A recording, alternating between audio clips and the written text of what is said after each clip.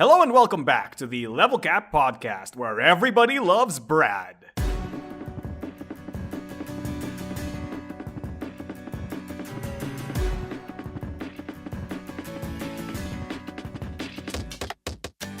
What? This is Raymond. I thought everybody loved. Yeah, but we can't say that. You can still say it. See, I just said it. Oh, no, because in post I just bleeped it out. Copyright, What? trademark. Really? So if I say everyone loves, then which part do you bleep out? Raymond. Yes. So I just go like Raymond, and it's just bleep the whole way. No, that's fine because you're just saying the name Raymond. Oh, so I gotta go like everyone loves Raymond, like that, and then those are the bleeps. Yes. I see. Okay. I see. For you guys in post, you probably figured out what I said by now. Yeah. Since based on our other conversation, you're all ace detectives, and realize what was happening there. But yeah, I am. Well, I'm in a super good mood this morning because our test of 7th Cross version 20.1 went super great last night, and everyone loved it. It was about 2 hours long. One guy immediately tried to start a new game, at 9 o'clock, and I was like, wait, we can't play this again tonight. There's no way. Why not? Why not, Brad? Because the store we playtest at is only open till 10. So. Well, I see. But it was really good. It was really good. People really enjoyed it, and I'm looking forward to tweaking a few things and working on it some more. So, man, you're making me jealous. I wish I lived in Albuquerque, New Mexico. Well, you can fly out and visit us anytime. Oh, great. As if financial money is not... money is no object. Actually, can we use board game magic to teleport me to Albuquerque? I can make a board game about you, and then we can move your player piece to Albuquerque, but it won't... I think that's as far as the magic goes. You can imagine yourself in Albuquerque. I can send you a game about being in New Mexico. Oh, is that real? Yeah, it's like an educational game about the state's history. Oh, no. Okay, but what if this game actually ends up being like Jumanji, and like I actually end up in Albuquerque? See, that's the only way. You need board game demons to possess your board game and Jumanji me over there, right? I see. Yeah, about those board game demons. I was always taught in Sunday school that they were put into D&D, but I never found them there, and I opened a lot of D&D books. Are you sure? Yep, there's no demons. Are you sure? What if you're a demon right now? Maybe I was the demon all along. It's a twist. Twist? Okay. I was the D&D demon. Yes. Oh, you were the D&D demon? Oh, the D's in D&D stand for demons. Yes, the D. Oh, no. Oh, it all makes sense now. X-Files theme on top. Oh, my goodness. Okay. Welcome to the Level Cap Podcast, where I, Marco DeSantos, talk with Brad Talton, CEO of Level 99 Games, about board games and stuff, and apparently Dungeons and Demons. Yeah, apparently. Yeah, is it Dungeons and Demons or Demons and Dragons? Oh, wouldn't it be something else like Dice and Demons or something? I mean, Demons and Demons. Perfect. Best not to dwell too much on this diabolic stuff. I see. So let's move on to something a little bit more lighthearted, but still about monsters. Because our Game Club game for this week is Undertale. Yeah, Undertale. So I played a good bit of Undertale. I didn't beat the whole thing, so I'm probably behind most of our listeners. But you played, and you didn't play. You didn't like this game, did you, Marco? Not so much. And that's surprising because that puts you in a pretty sharp minority. So yeah, I am. I can't wait to hear your unpopular opinions get blasted in the comments. Yeah, everybody's gonna hate me, but that's fine. You know. Well, be nice to Marco. He's entitled to his opinion. Even if he's wrong. Even if he's got poor taste in games, you should at least. He can't be that bad because he likes all of our stuff, right? Yeah. He likes most of the same games you like. Yeah, and I like all Level 99 games, and they're pretty good, right? Yeah. So we can't trash you too much. Yeah, Undertale is a different kind of game, and I think it's reasonable to be a bit polarized by it. Yeah. So for all of you guys not listening, Brad, tell us what Undertale is about, just in case the Yeah. listener doesn't know what Undertale is. So Undertale appears on the surface to be like a retro RPG. It's got, like blocky pixel graphics. This little character. You walk around the map and you fight monsters, or you encounter monsters, and then when you encounter monsters, you can choose to fight them, or you can choose to interact them in other ways by like talking to them. Monsters are afraid of humans, and so they attack anyway, even if you just try and talk to them. And the game becomes kind of a bullet hell where you have to dodge their attacks with your character, and try not to get hit. And meanwhile, as you talk to monsters or as you fight them, they become weaker, and you can either defeat them or you can pacify them. And the game Mm-hmm. is what the game really is about being a peaceful RPG where you never have to kill anything. And so you can go through the entire game in pacifist mode and avoid killing any monsters. Or you can go through and you can kill everything and you become a mighty, bloodthirsty warlord in the monster realm. So both of those are viable paths. It's really endearing. The characters are all super cute. They have great personalities. You'll laugh, you'll cry, you'll want to ask Tariel for a hug, all these different things. Yeah. It's You'll talk about definitely spaghetti. yeah, it's one of the most well written games I've seen in a long time, and I think that's really what's made it popular is that the characters are so easy to understand, which is something you don't get in a lot of games. Like, I mean, in a lot of video games, you meet a character and you're like, oh, it's a character, and they're not especially memorable. But there's no one in Undertale that is not memorable, and you get to know all these guys really well. Yeah. I think a big theme of Undertale is all about subversion of tropes, because the entire game predicates itself on that, wherein it tries to sell itself to you with all of these tropes, and it essentially breaks every single one of them, right? Like, Hmm. every single one of them. Like, I remember there's even this scene wherein you go on a date with one of the characters, but like there Hmm. is literally no way for you to like end up being with that character, and the entire date actually just devolves into the other character, into like random stuff and stuff. It basically always breaks all of your expectations, Yeah, and that's what makes it really popular, yeah. I think that's a big part of it. I mean, it hooks you in with that. The characters are all very human, and they have a lot of like different layers of depth. Like you know, you meet a character and they're trying to defeat you because you're a human in this monster world, and that's what they're supposed to do. And then you get to know them, and you find out that they have their own like fears and foibles and quirks, and the whole thing plays out a lot like a Steven Universe episode. If you've ever watched Oh, that show. dude, Um, I love Steven Universe, but let's yeah, not talk about and that by right the now. yeah and by the end of the show, or by the end of the episode, they've always you've shown them what the power of friendship can do, and et cetera, et cetera. Yeah, um and at the end of the day, like, if you go through the entire game like a regular RPG, it just brings into the question of this entire play on what a monster really is, right? mhm. Because even if on the outside all of these random goons you're seeing in random encounters look like monsters, they're basically humans. Like They're just going about their business, yeah. yeah, and then you It just kind of reminds me. There's that moment in Men in Black where they recruit Will Smith, and they have him, like, they take him into the shooting gallery, and they have to shoot all the aliens, and he doesn't shoot any of them. He's like, well, that guy was just hanging out, and I wouldn't want someone to shoot me while I was at the gym. And it's like, and then I was going to shoot this guy, but I saw he was just trying to, like, buy some sandwiches for his family. But then I saw this girl over here with the giant nuclear physics book and the evil smile on her face, and I knew she was up to no good, even though she looks normal. And that's how he gets the job as the Man in Black. yeah, exactly. Anyway, side tangent. That's the kind of thing that Undertale is sort of all about. So what makes Um, you love this game, Brad? well, like I said, I think it's the writing and the characters. Like, I mean, when I decided I was going to leave the underground and and leave Tariel, I had to sniffle back a tear.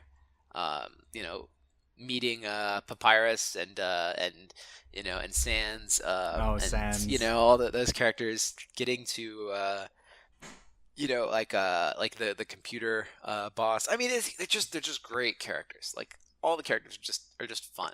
Yeah, it has a very Earthboundy feel to it, right? Like yeah, it feels a lot like Earthbound. Yeah, absolutely. Maybe I'd say even better written than Earthbound is. Probably, yeah. A lot of it looks like Earthbound to me. It's not as it's not as deep combat wise as Earthbound, but it's a lot deeper, characterization wise. Yeah, because a lot of it's just there's just a lot of layers to every character. Like somebody like Sans, right? So like Sans is this character who you meet and like all the time he just makes all of these horrible fireball pun jokes, right? Every time. He even talks in Comic Sans, so you should not take this character seriously because on the meta level, we all kind of know that Comic Sans is like the joke font, right? Like you use it for memes. And his brother Papyrus talks in Papyrus. So they talk in the fonts of their names. Yep, they talk in the fonts of their names, and it's great. And like this character that's funny and like talks in freaking Comic Sans is actually one of like the more like sad characters in the show. He actually isn't so happy-go-lucky, jolly all the time, and it's interesting to see those levels in the characters. But yeah, like I will concede that Undertale is a good game, but maybe just not the game for me. Yeah, it's pretty good. But anyway, I think we covered all the basics of it. Right, interesting characters, right, quirky characters. Yeah. Lessons to take to heart. Yeah, that's the thing. So in case anybody listening is wondering why doesn't Marco necessarily like Undertale? Because I don't think just saying it's not for me is an appropriate enough explanation. You know what I mean? Because that's just kind of like saying I'm I just don't like it. to hear an elaborated explanation as well.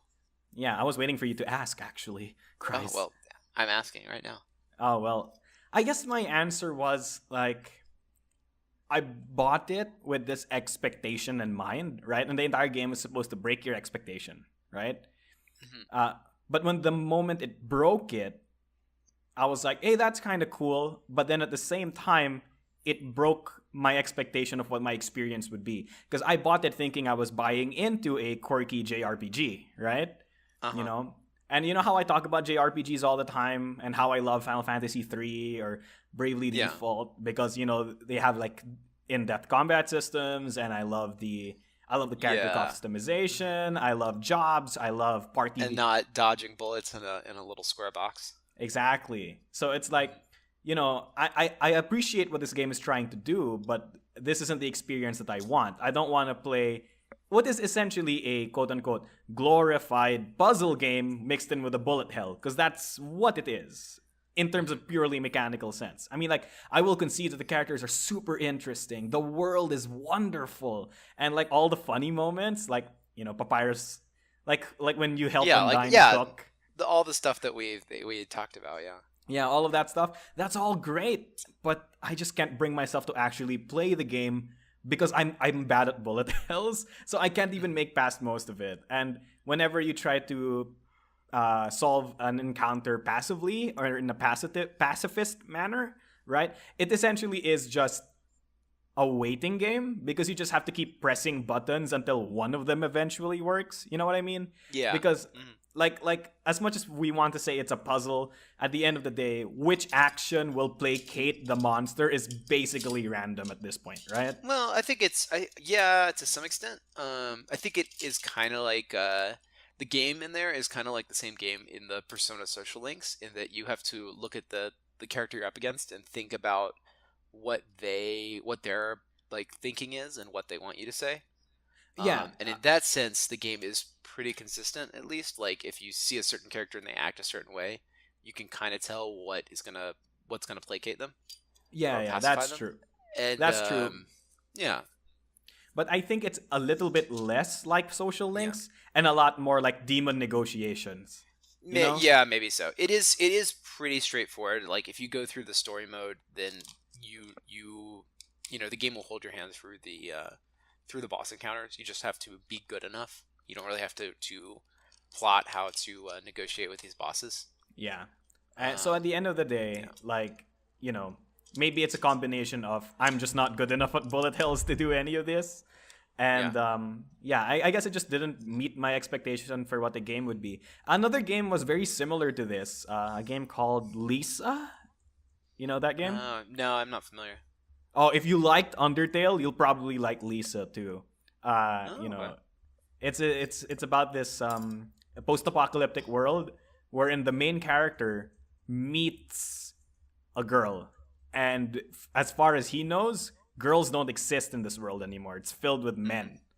So he takes this character named Lisa with him, and basically he tries to take care of this little girl in this world that's filled with like post-apocalyptic people who are trying to survive and like kill people for food and all of that stuff. It's an interesting game. It's a bit like Y: The Last Man, but in reverse. Yeah, kind of like that. It's interesting, and maybe a little bit like Walking Dead season 2. Kind of like Walking Dead season 2, but instead of Coral, you have Lisa, I guess. I guess so. Yeah. Yeah. Oh man, I saw the best cosplay when I was at PAX South. It was this girl, and she had a little she was dressed in a backpack and shorts and a baseball cap, and she had this little banner over her head on a wire, and it said "Clementine will remember that" over her head. And I was like, that's the best thing ever. Oh man. Anyway, yeah. let's move on from games. Well, no, because we're going to still talk about, yes, there you go. So that pretty much does it for our Game Club game of this week. Undertale, if you guys have any comments, questions, or suggestions, if you want to berate me for not liking Undertale, be gentle and be nice. But if you guys want us to talk about any other Game Club game of the week, we will consider that if you put it in the comment section down below. So Brad, can you tell us who our character of this week is? Yeah, so this week's character of the week is Shur from Millennium Blades. This is one of the characters from Millennium Blades. Shur is a Millennium Blades champion. She's the national champion in China. She is a fashion model slash kind of a what the word like online celebrity, like a B-list celebrity, basically. Oh, she's a fashion blogger, essentially. Yeah, essentially. Who's also a tournament Millennium Blades player, and is very skilled. She's all about the fame and glory. Definitely an alpha player, and we designed her to be kind of each of the characters in Millennium Blades, the player characters, was designed around a certain archetype of a real life player, and so Shur is based around the competitive tournament player. I guess you might say the Johnny player if you're going to use the magic archetypes. Isn't that Spike? No, Spike is the what's the word? Maybe it is. Maybe it's a combination of the two. Yeah, because I think Johnny's competitive. They're both competitive archetypes. But yeah, they are. Either way, yeah, I may be getting it wrong. It might be Spike. Either way, point is, competitive tournament player. And someone who plays for the fame. She's a bit aggressive in like her manners and her personality. She's very much like I'm playing to win. I'm the best. She has a bit of confidence, a bit of arrogance. She likes to trash talk. Oh no! And but not like in a mean-spirited way, but in a this is part of the game. This is part of the fun, is to trash talk. So she's like Kaiba, draw your last pitiful card, Yugi. Kind of like that, but she would laugh at it too. Yeah, okay. I mean, I don't know if you've ever played with people that trash talk, but like a lot of our playtesters are like that, and we just and we trash talk each other while we're playing Exceed and BattleCon. It's fun. Like it's part of the game, is to, what's the word? To raise the stakes by putting right? by putting some honor and pride on the line. And I think if you approach it that way, it's okay. Yeah, I've never really played against somebody like that because I'm that person. Mm-hmm. Yeah, so I trash talk a lot. As long as you're not a sore loser, or a sore winner, you can both put some of your pride on the line and make a game more interesting. And I think that's kind of what the function of trash talk is. But obviously, you'd only want to do it with people who understand that and who understand you. You know? Yeah, that's true. But that was a big part of my CCG experience growing up, is that we would, we would trash talk each other while playing, and it's a lot of fun. Yeah. Anyway, but that's not the entire character for sure. That's just one thing. So Shur is a character that is mostly focused on the tournament phase of the game. She plays she has the best tournament ability. Oh goodness, it is. Yeah, getting an extra card slot, and she gets better at clashes. So she has a lot of scoring potential and a lot of combo potential in her decks. But also a little bit more of an advanced character, because you have to build much tougher decks, using the 7th card. But yeah, very much a fun character, and a character that's been enjoyed by a lot of players. So, what do you think was the main driving force behind making such a diverse cast of characters for this game? Well, I wanted to capture all the different player archetypes of, why people play CCGs. And so I came up with all the different reasons for playing CCGs, and the one for sure was for fame. So she's a player who plays the game because she obviously everyone who plays it enjoys it, but she also plays because she wants to be recognized internationally. So she's playing for public recognition, and and for the spirit of competition. Yeah. So you've played this character a few times, right? Yeah, hopefully. As the guy who made the game, I do hope. Yeah, you did. I've played a lot of Millennium Blades in my day. Yeah. So can you tell us what some of the awesome moments you've had with Shur are? Because I have one at least. Yeah, I mean, Shur is absolutely the person to pull off the Exaltius combo. If anybody's gonna do it, she's the one. She can really maximize the elemental dragon guys. So that is a huge advantage for her. She's really cool with the cosplay set, because then you have 8 slots in your tableau and you can do a lot of crazy stuff. Oh my gosh. So there's some neat ways that you can combo with Shur. She's got a lot of fun stuff going on. Yeah, some of my favorite moments with Shur are making like clash heavy decks, because she can cheat clashes to her favor. She can also one of my favorite moments was when one of my friends pulled one of the elemental dragons as a promo, and then sold it, and I was like, mine for free. And then I sold it too. Because she gets a free card every game. She one of the big power moments for Shur that players don't notice immediately is that she gets a 7th turn in the tournament. So after everybody else finishes their deck, she has one more turn to play disruptive cards without interference. So she can really test the other player's defenses on her 7th turn, or if you get the cosplay set, on her 8th turn, in a way where she can't be contested. And that's a very big that can be a very big power swing, and a very big part of Shur's strategies is what you use for that last card slot in order to sabotage your opponents at the 11th hour, or use it to play this big card that's usually disruptible, but nobody can do anything about it anymore. Yeah, that's one of my favorite things to do with Shur, because like you said, she always gets the last turn, so you don't have to actually buy a lunchbox. I just realized that talking about Millennium Blades, and then like talking about all of these cards without giving people like reference, it sounds weird. Like you don't have to buy a lunchbox to skip the turn. Play Millennium Blades, you'll get it. You'll get it, guys. Yeah. So actually, speaking of Millennium Blades, we do have a small announcement. Promo pack, or not promo pack, but mini expansion number 6, Professionals. That's going to be ready for Gen Con this year. And the Professionals mini expansion comes with 2 new characters, comes with 2 new card sets. The characters are Protor von Grand Prix, who is a tournament organizer, and Grelin Alcartone, a famous TV chef. Yeah, and Protor is from is from Holland. He's Dutch, and then Grelin is Brazilian. Okay. And there are two new card sets. The sports set, which is about sports, Okay. and then The best one set. called Mystic: The Reckoning, which Yeah, is yes. I don't know what which is this about is. a famous CCG that's also played professionally in the real world. Um, Oh, really? these these have lots of cool cards that are that are My parodies of everything we know and love.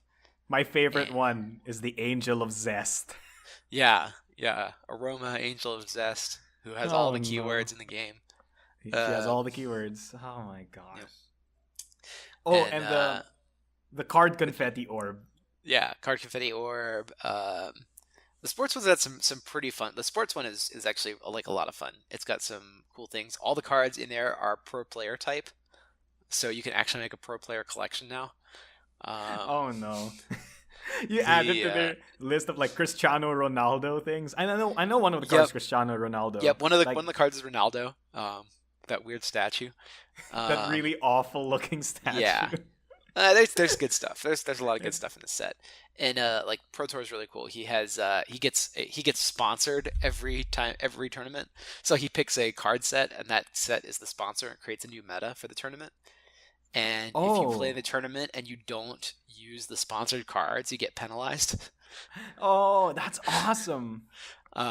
So anyway, but aside from that, we got some other cool mechanics. And that's you're gonna be able to get that at Gen Con Okay. this year. Okay, So listeners. it's So going to go to press Gen soon, be at Con. Gen Con. Yeah. If you don't get it at Gen Con, it will be in circulation later on in the year. But Gen Con's your Oh, first chance to get this set. so Gen Con is the metaphorical heart that pumps this into circulation. Yes. Something like that, I suppose. Yes. Okay. Look. I graduated in computer science, not like creative writing, so cut me some slack. Okay. My metaphors can afford to be bad, okay? So that pretty much does it for character of the week. If you guys have any, other characters you want us to talk about, please don't hesitate to put it in the comment section down below. Because again, we want this podcast to contain stuff that you want to listen to. Not just stuff that Brad and I want to talk about. Yeah. Well, we also want it to be about that. But I mean, yeah. if you want to say something, Marco, you can just say it. You don't need the fans' permission. I see. Okay. Wubba lubba dub dub. Okay, that's it. It's enough. All right. Let's move on to our next segment. What just happened? Our 99 questions. Yeah, I binged watched Rick and Morty. That's what happened. I see. Yeah. I see. Okay. So let's go to our 99 questions segment, and our 99 questions segment has a few questions from the fans. And Brad, are you prepared to answer?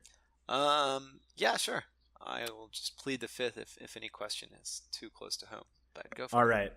Okay, Brad. I was curious about the design process for EX strikes in Exceed. Exceed's design is really elegant, and that rule seems to complicate the game a bit, but it adds a nice depth to the game and some interesting design space for character abilities. Did you ever consider removing EX strikes? How important do you think EX strikes are to the game? I like the mechanic, and I wondered if it's an instance where you can discuss some insights into your design process. Yeah. So this is actually a really cool question because the EX tags weren't always in the game. Oh. But as soon as we sat down and played it, the first question, like almost in our opening hands, somebody said to me like, "Hey, if I have two copies of the same attack, is that good for anything?"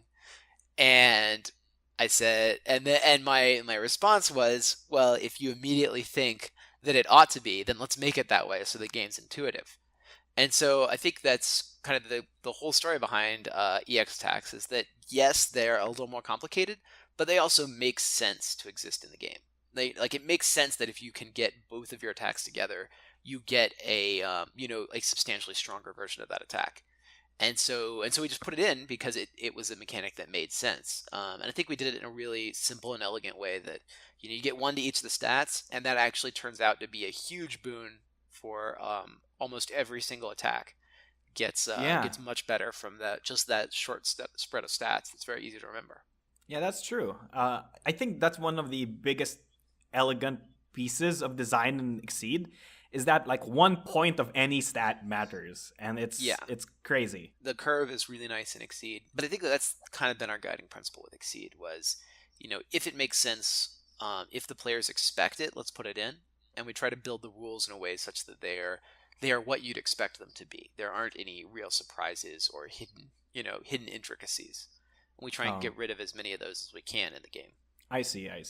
Well, now the only problem we have now is that people thinking EX attacks give range. So that's the only problem left. But it's so far we haven't had too much trouble with that. Even if you played it that way, it won't matter in a lot of cases. So. Yeah, in a lot of cases, it doesn't actually matter. I think Exceed's designed really well, and this isn't just a guy who... we put a lot of time into it. Yeah, and the new season of Exceed looks awesome, by the way, so there's that. Thanks. Okay, next question. I know Trials is already printed, but is there a mascot character for Wanderers of Indies? If not, then Herbert the Bearifant needs to be a thing.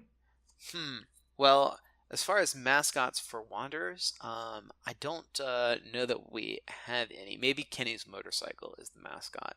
I'm not certain. Is the motorcycle alive? Is this like Persona 5? It might be magical in some way that's not yet defined. Anyway, I don't know that we have a mascot character for Wanderers, but we didn't for Trials either. I guess Trias is the mascot for Trials. Of course he is. I thought that was always the case. Okay, but Fate doesn't have one. Oh, that's true. We need mascot characters for all of these. Every set does not need a mascot. Fine. Can we have Herbert the Bearifant then? That'll be discussed internally. Internally. So, are you concerned about putting an aberration on the cover of your game, Brad? Are you concerned about that? I don't know. We did get a suggestion for some mascot characters. There's one suggestion that was like Bearclops, and it was like a Cyclops bear that haunts the woods of Jeffries and is this kind of guardian spirit. And it was friends with King Alexian and Kaguya, and anyway, that was one of the submissions for Wanderers.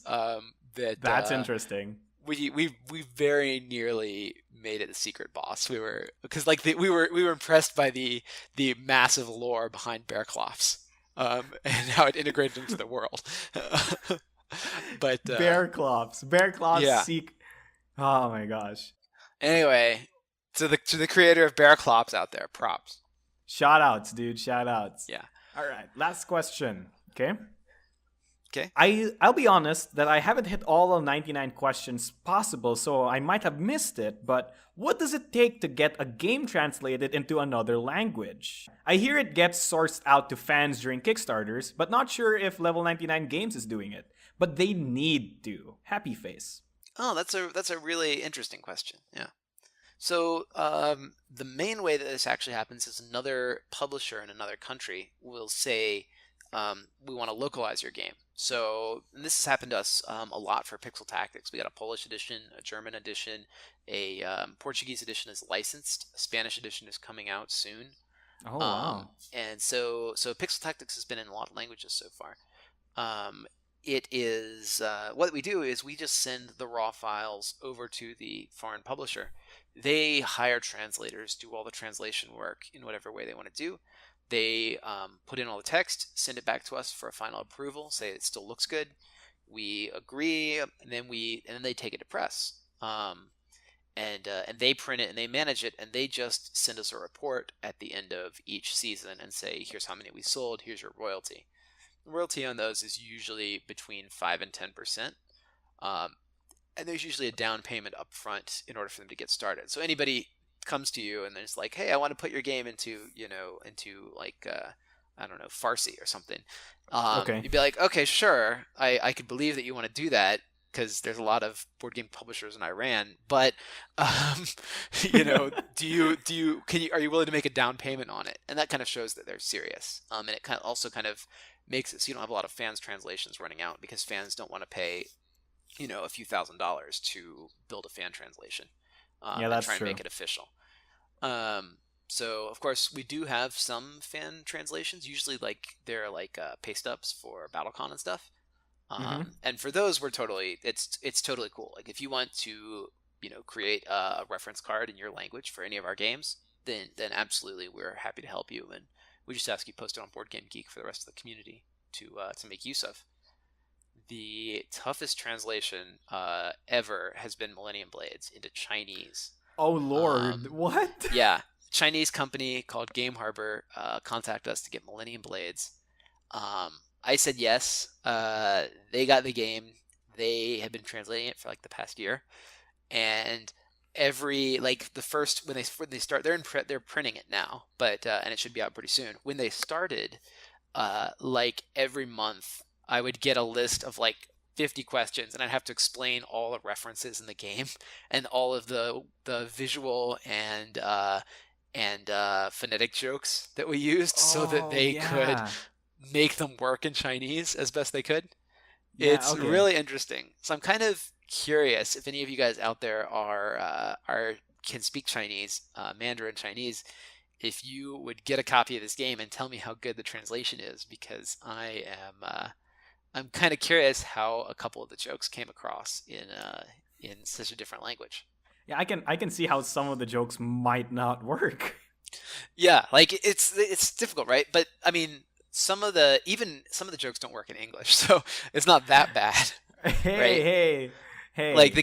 the game stands alone even without the jokes. I think that's what makes it a good parody game, is that the parody Yeah. is the icing on the cake, and you can read these cards and have fun, but you can also just play the game and it's good. Yeah, dude. Best game. I love it. All right, so that pretty much does it for our 99 questions segment. If you guys have any 99 questions you want to get on the wall, then put it in the comment section Yeah, down I below. really enjoy these production questions. So if you want to learn more about the process, how we develop, how we design, how we print, how we ship, those are a lot of questions that are a lot of fun to answer. Yeah, yeah.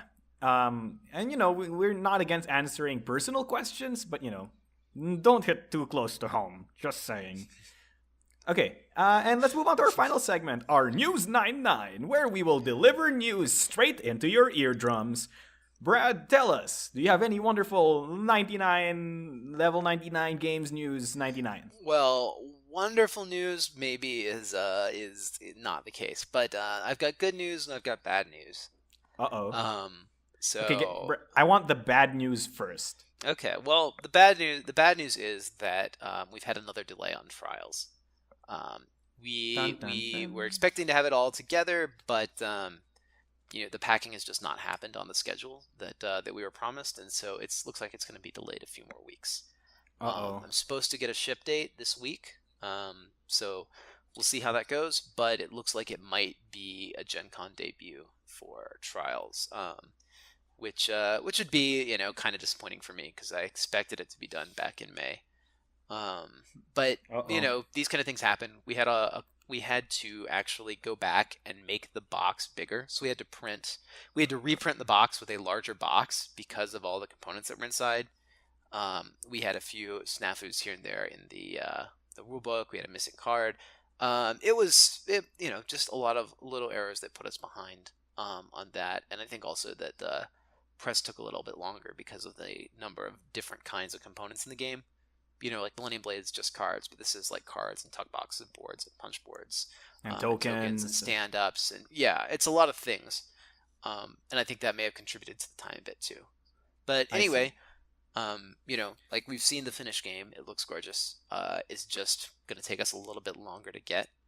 But if you haven't played every matchup in Devastation, you can just do that while you wait. You and I both know that's impossible, right? You and I both know So that's impossible. Nobody has played anyway, all the matchups. so yeah, so it's not the best news, but it's the way production of physical goods, messy business. Oh, yeah, I It's see. coming along. Like progress is being made. Well, Brad, Um, now that yeah. you've dropped us a bit down with the bad news, bring us back up with the good news. Okay. Well, the good news is, like I mentioned a little earlier, that our playtest of Seventh Cross went extremely well yesterday. Ah, I'm yes. very excited to start filling out the content of this game, and it should be available to playtest pretty soon. And we should be sending out to reviewers pretty soon. So I'm looking forward to that. And if you are part of our playtest program, you can probably look out for some upcoming Seventh Cross goodies in the next few weeks. Um, Also, on top of that, Trey Chambers is coming to visit this week. I'm actually going to be picking him up from the airport today, and we are going to be working on Imperial Spells and Steam full-time for about a week to get all of the final foibles and bugs ironed out, and then we'll be offering that for playtest. So look out for Imperial Spells and Steam on our playtest forums pretty soon. And probably look out for Trey on this podcast very soon. Yes, Trey will be with us sometime on this podcast as well, probably the next episode. Oh, that's awesome. And I guess I have a little bit of good news. If you guys want to see more Pixel Tactics Online content, there's a lot more of it on the official Level 99 Games YouTube channel. So yes, this video, Marco made a video explaining how Pixel Tactics Online works and how it's different from the physical game. Super cool. The game was great.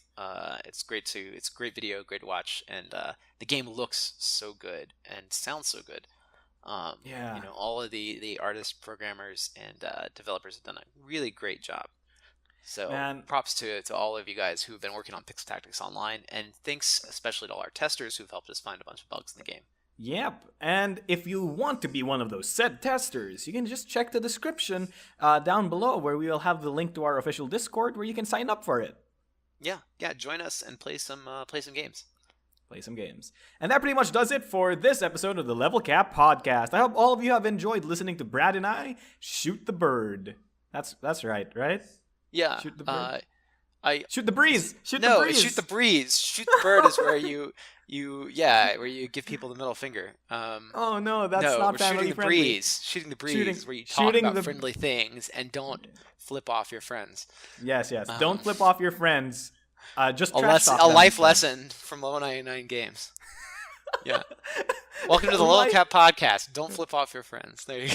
That is the name of this episode. So I hope you guys enjoyed. Of course, it has been me, your host, Mark DeSantos, and with me is my co-host, Brad Talton. As always, it's great to be here with you guys. And, leave us some comments. We'll see you next week.